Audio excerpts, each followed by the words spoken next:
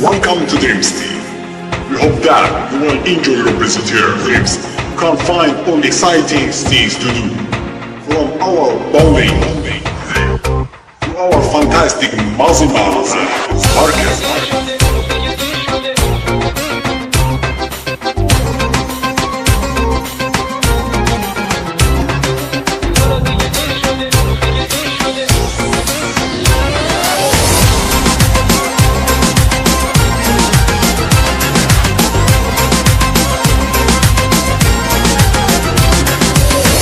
رفتن از کنارم دل تو بهونه داشت که دم از سفر زدی ساقه دل جوونم واسه تو جوونه داشت تو بهش خبر زدی حالا دیگه دیر شده دیگه دیر شده دل من اسیر شده حالا دیگه دیر شده دیگه دیر شده دل من اسیر شده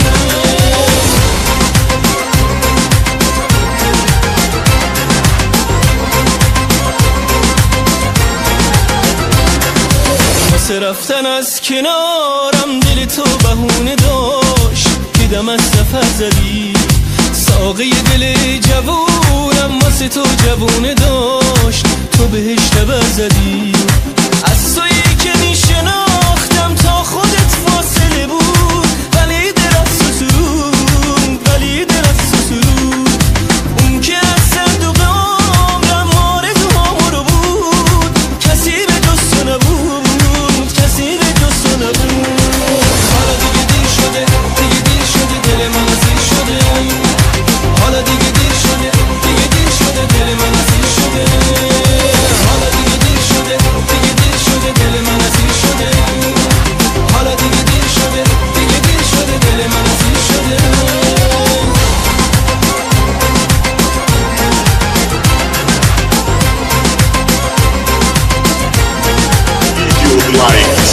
Tonight here in Dream City we have our Mazimas to offer you. تو قفس نباید این همه نزدیک میشدی قد نفس کاشکی میشناختمه مثل قناری تو قفس نباید این همه نزدیک میشدی قد نفس